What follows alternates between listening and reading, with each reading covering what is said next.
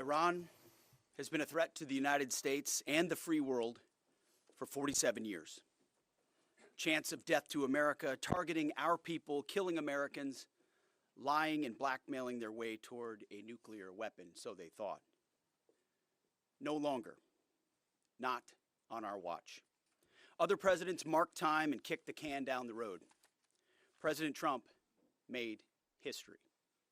From the strike that took out Qasem Soleimani, to tearing up the disastrous Obama-Iran deal, to the precision campaign that obliterated Iran's nuclear sites in Operation Midnight Hammer, to the decisive military victory we just achieved in Operation Epic Fury. No other president has shown the courage and resolve of this commander-in-chief. President Trump forged this moment. Iran begged for this ceasefire, and we all know it. As the President truth this morning, a big day for world peace. Iran wants it to happen. They've had enough. Operation Epic Fury was a historic and overwhelming victory on the battlefield. A capital V military victory. By any measure, Epic Fury decimated Iran's military and rendered it combat ineffective for years to come.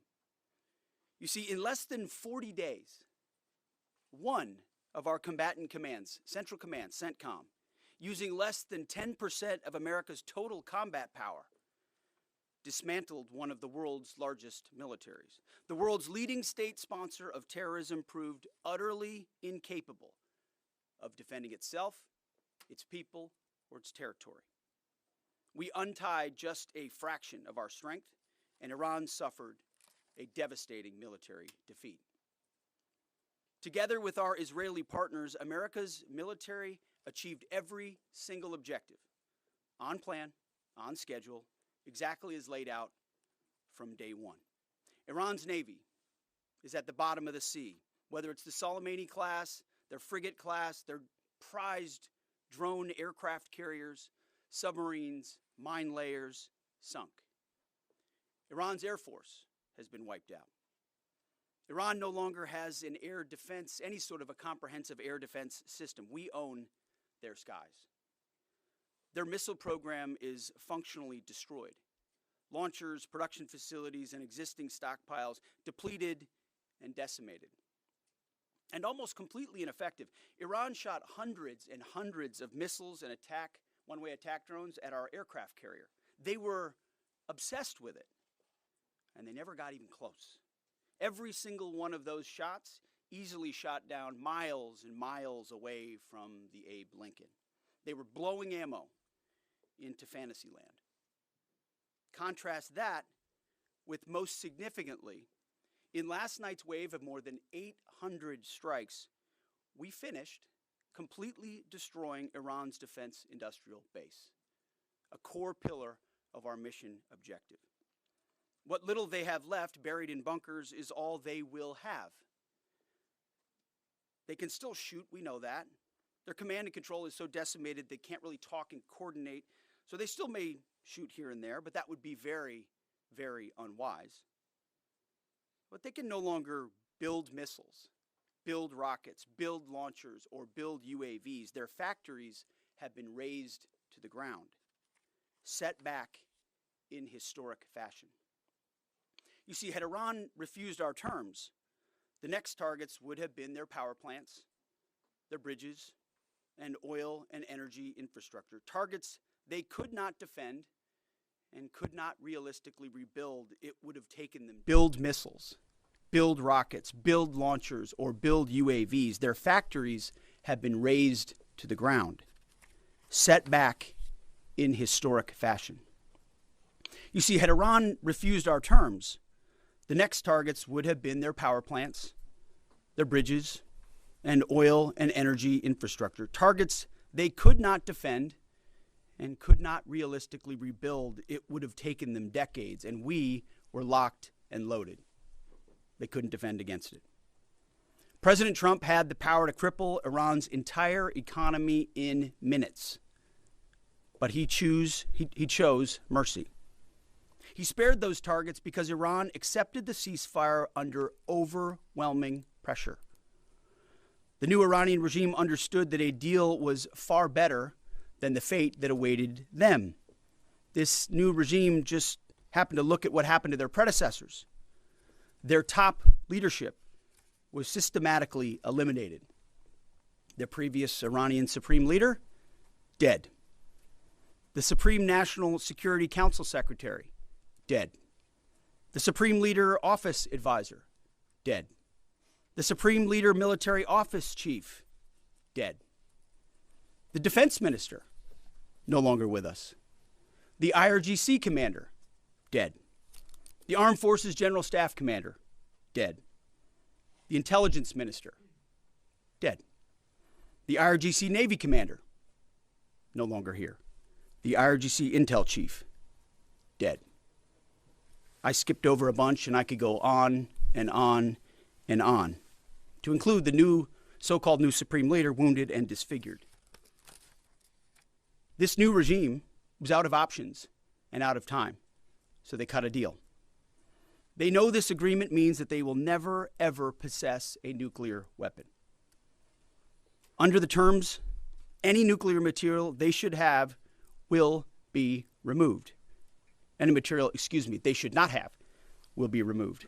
Right now, their dust is deeply buried and watched 24/7 overhead. The president has been clear from the beginning, there will be no Iranian nuclear weapons. Period. Full stop. Other presidents said it. President Trump did it. Operation Epic Fury. Less than 6 weeks, clear mission, decisive action, overwhelming firepower, America first, a historic battlefield victory.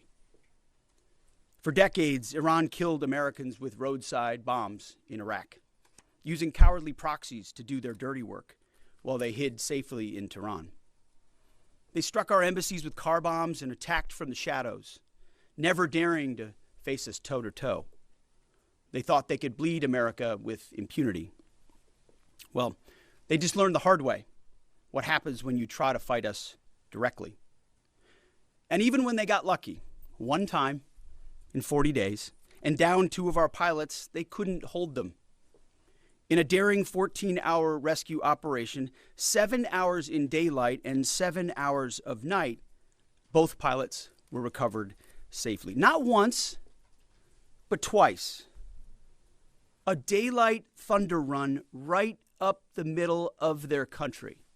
Boots on the ground.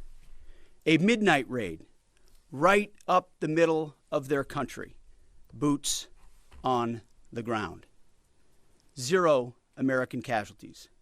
The Iranians humiliated and demoralized. We control their fate, not the other way around.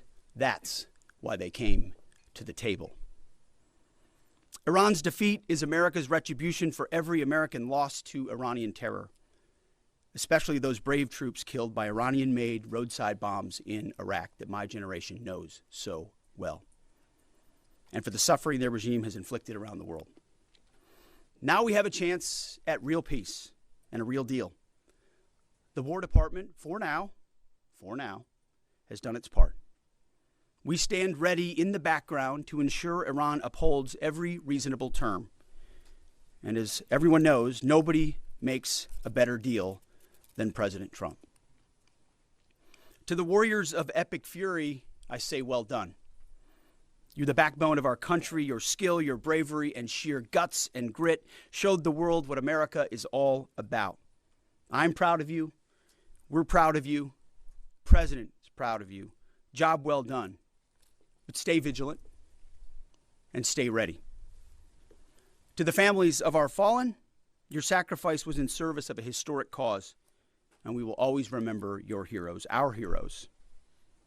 We will continue to honor them.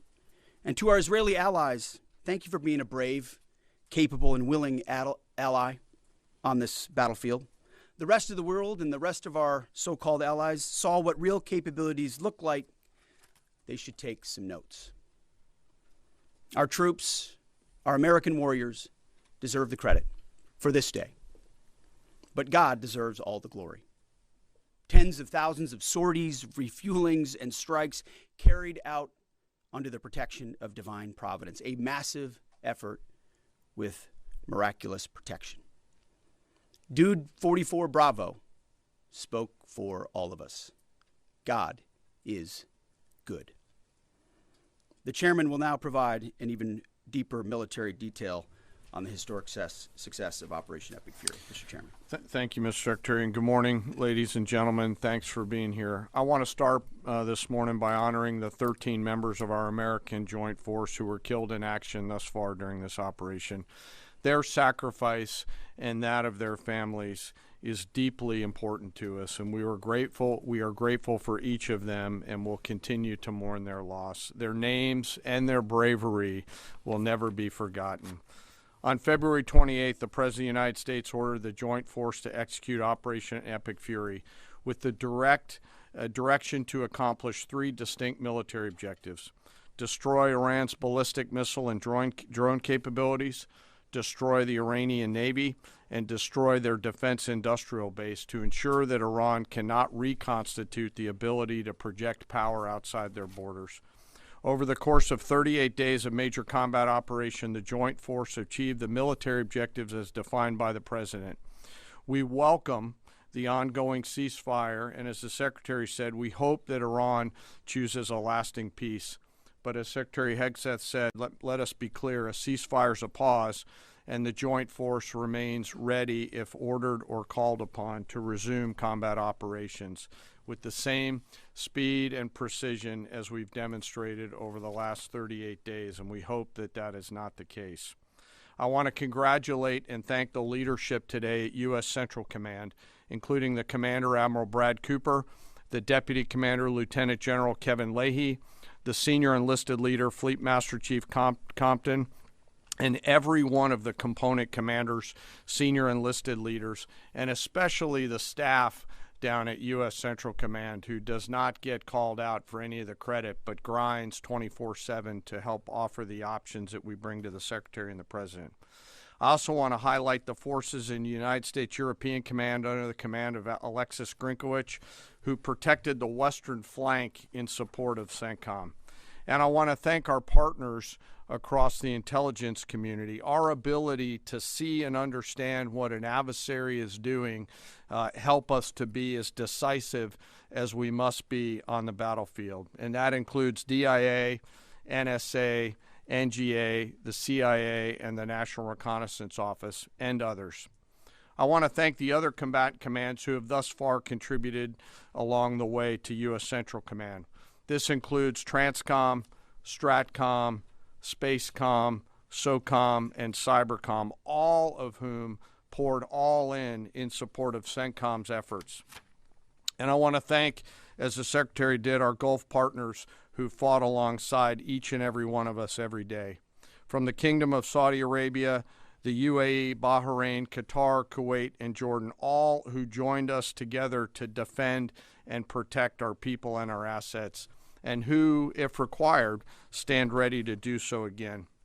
And I want to thank my team at the Joint Staff, who work literally around the clock in order to help me offer the options that I must with the associated risks to the Secretary and to the President. They are the hardest working people that I know, and I am deeply grateful for their service. Most importantly today, I want to thank America's members of the Joint Force who've poured everything that they can into Operation Epic Fury, and their families who've worked 24 hours a day for 38 days. The Secretary and I could not be more proud of each and every one of you.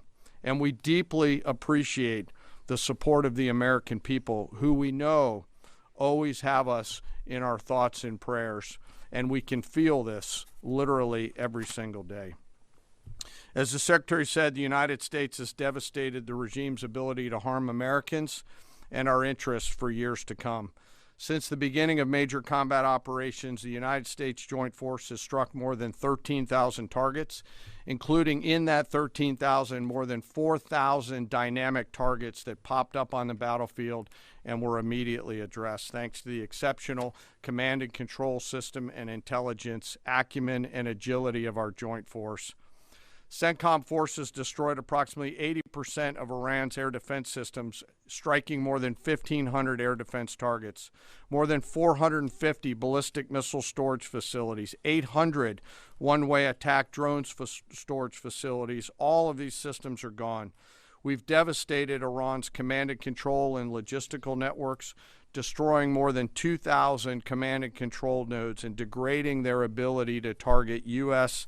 and friendly forces. It is, and we know this, incredibly frustrating right now to be a lower level Iranian commander trying to fight your fight.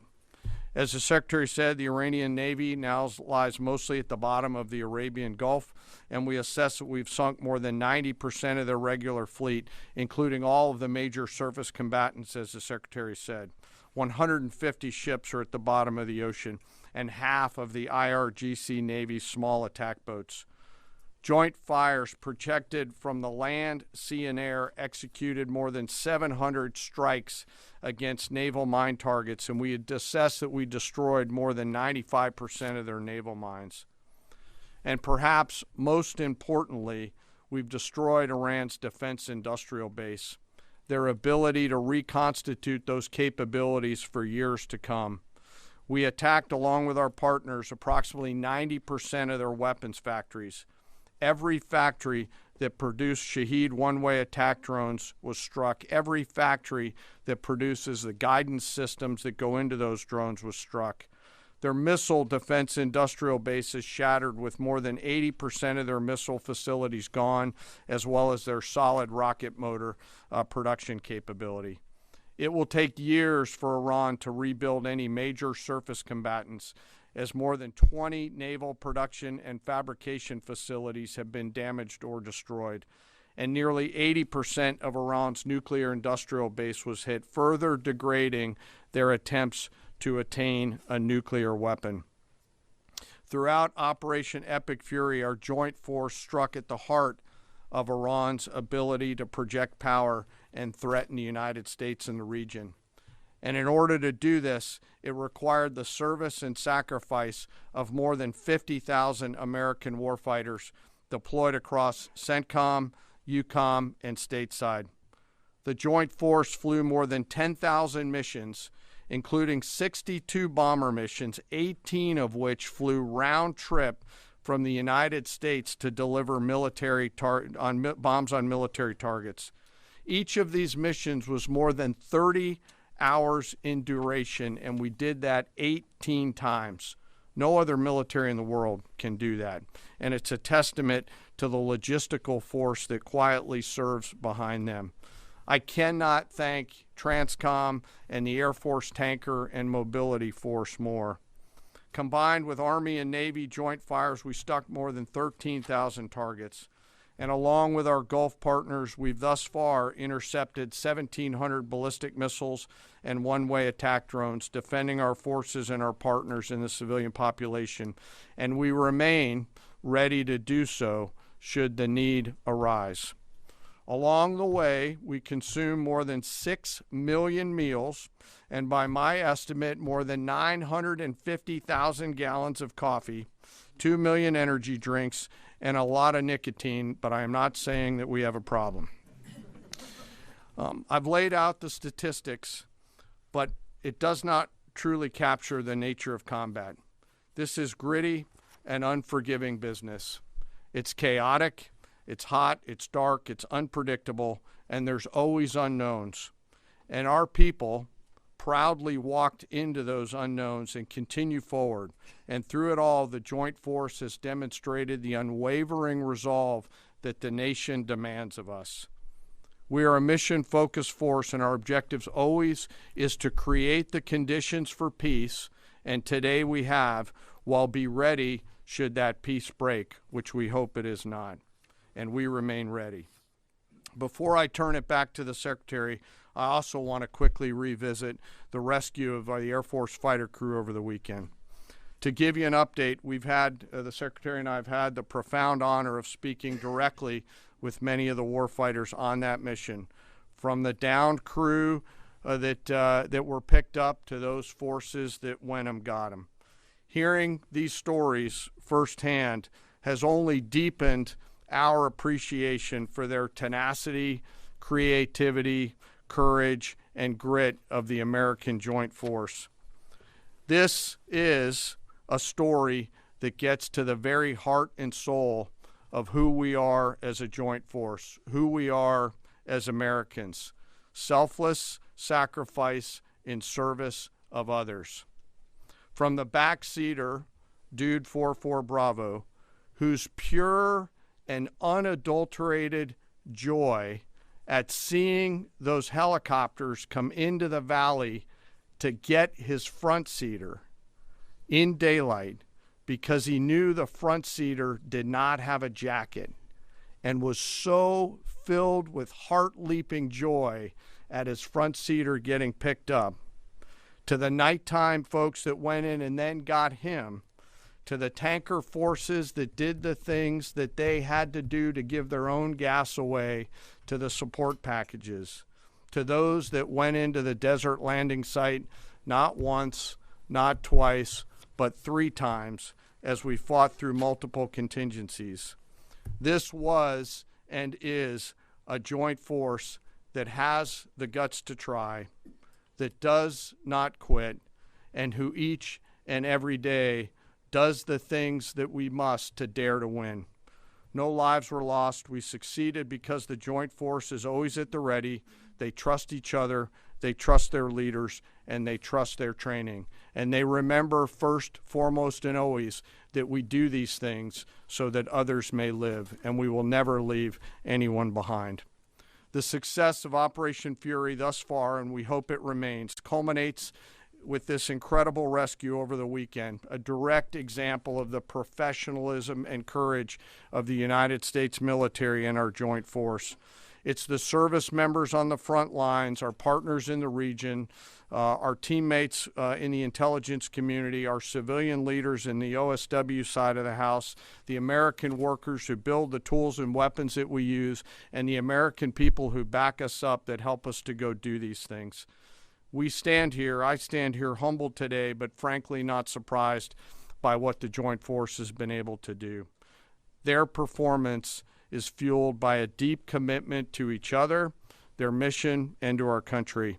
It is an incredible, deep honor for me to be a part of this joint force, and I'm humbled by the service and sacrifice each and every day that I am lucky enough to see.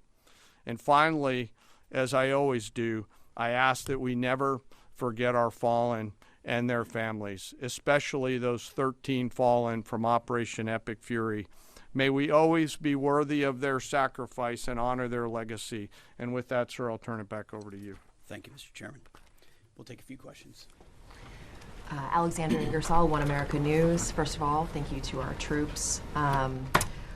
What role is our military playing in escorting vessels through the Strait of Hormuz at this point? And the president said on Truth Social that the U.S. will be hanging around to make sure everything goes well. Obviously, Mr. Secretary, you just mentioned, we know the scars from hanging around in Iraq for decades. But what does that entail in terms of our military presence at this juncture? Yeah, we'll be hanging around. We're not going anywhere. We're going to make sure Iran complies with this ceasefire, and then ultimately comes to the table and makes a deal. So we'll stay put, stay ready, stay vigilant, as the chairman laid out. Our troops are prepared to defend, prepared to go on offense, prepared to restart at a moment's notice with whatever target package would be needed in order to ensure that Iran complies. As far as the Strait, you saw the initial agreement that was struck, which is Iran's letting ships go through.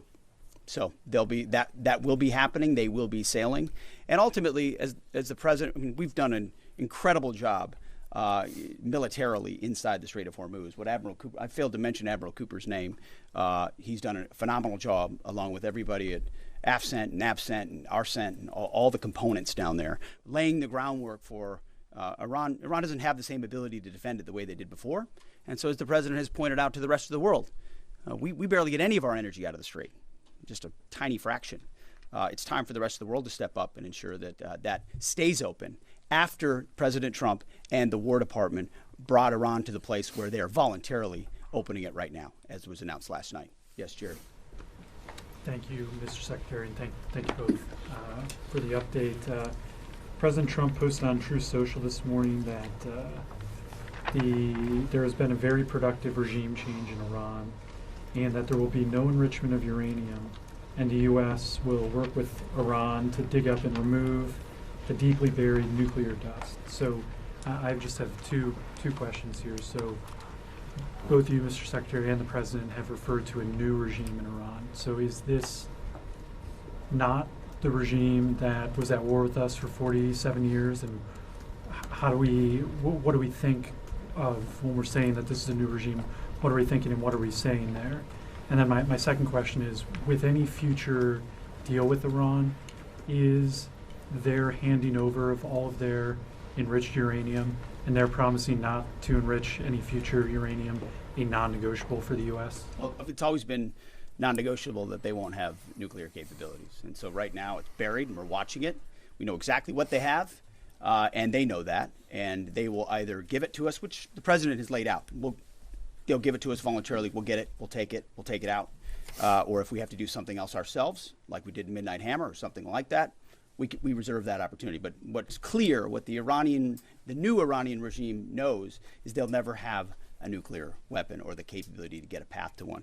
As far as the new regime, you heard the list that I read. It's a new group of people who've seen the full capability of the United States military and has a new calculus about what it means to negotiate with us, hence why they came to the table wanting a ceasefire and the shooting to stop. So this new regime, which the regime has been changed, has a different interaction with the U.S. Right here. Mr. Secretary, thank you. Of course, I was going in front right here. Thank you, Mr. Secretary and General Kane. Mary Margaret with the Daily Wire. Two questions. Iran has said that safe passage through the Strait of Hormuz will be possible in coordination with Iran's armed forces and, quote, technical limitations. What do you believe that means? And then we've also heard reports that Iran has continued striking targets well into this morning. At what point are we beyond a grace period? Are we giving them a grace period? Is there a miscommunication there? What's going on with that? What we know is that Iran is going to say a lot of things. A lot of people are going to say a lot of things, claim a lot of things. What has been agreed to, what's been stated, is the strait is open. Our military is watching. I'm sure their military is watching, but commerce will flow. And that's what you saw the markets react to, is that reality. As far as shooting, that we were monitoring it last night in real time. Of course we are. Iran would be wise to find a way to get the carrier pigeon to their troops out in remote locations to know not to shoot any longer one-way attacks or missiles, because it takes time sometimes for ceasefires to take hold. We're watching it. We're prepared if necessary, but we hope and believe that it'll hold. Yes. Thank you, Secretary Hegseth. Sorry. Thank you. Excuse me. Why are you so rude? Just wait. I'm calling on people. Thank you, Secretary Hegseth. Yesterday in the President's Truth Social, he threatened to wipe out a civilization. That statement elicited a huge response in America. If Iran did not come to the table and make a deal yesterday by the deadline, was the President really prepared to wipe out Iran entirely? Like I said, we had a target set, locked and loaded, of infrastructure, bridges, power plants. Remember, this is a terror regime. The military regime used all of these things for dual use to fund their military, to fund their terror campaigns. We had a lot of legitimate targets. They knew exactly the scope of what we were capable of. We hit some military targets on Karg, which is a bit of a signal. They can't defend it. And so Iran ultimately understood their ability, their future, to produce, to generate power, to fuel their terrorist regime was in our hands, was in President Trump's hands. That's why they came to the table. He ultimately said, we can take it all from you. Your ability to export energy will be taken away. And the United States military has the ability to strike those things with impunity. That type of threat is what brought them to the place where they effectively said, hey, okay, we want to cut this deal. Yes, right here. Good morning, Mr. Secretary, Mr. Chairman. David Zier, Real America's Voice. During the ceasefire, what do we do when we see Iran rearming, regrouping, repositioning weapon systems and air defenses? And also, have we confirmed the specific model type of air defense or man pads that took down our F-15, and is it still a threat for our patrols? We're still working through the specific details around that particular shoot down. And the crews, when they normally return, go through a debriefing process along with the other members of that flight that were out there. And they'll go back, as they always do, and forensically look at what are the tactical lessons learned. Did we sense or see something? Could we have done something different? We do that, as I mentioned in a prior press conference, every single time we take any loss like that, so that we become a quick learning organization. On the other part of your question around the movement of Iranian military forces, U.S. CENTCOM will continue to monitor that situation. They will continue to have a series of response options, and if need be, will come to the Secretary and to the President for guidance and be prepared to do the things that they're ordered to do so against valid military targets in accordance with the normal procedures that we have. I would just note, it's a good question. The more Iran moves forces, the more they emplace forces, the more easily targetable they are for us right now. Remember, we're able to look, we're able to see, we're able to sense. We know so if they try to preposition, they're just creating riper military targets for us to strike should they make the wrong decision at the table. Right here. Mr. Secretary, Louis Martinez with ABC News. First, a question to General Kane, sir. In your personal opinion, were the risks of the Strait of Hormuz being closed because of the conflict, were they mitigated early enough in part of the decision-making process to lead up to the decision to take action against Iran? And in your opinion, is Iran in control of the Strait of Hormuz? We just heard the Secretary say that Iran is letting them ships through, which would imply that potentially it's not just. The Secretary also said that the U.S. That the strait is open. You did say that, sir. But in your opinion, sir, how can the U.S. ensure safe passage? And Mr. Secretary, can you say today that the United States achieved, the administration achieved the military goals that you've constantly delineated? But strategically, is that a victory because of that? And also, you said earlier that the president chose mercy. But you yourself had said 3 weeks ago that we will give no quarter to Iranian troops.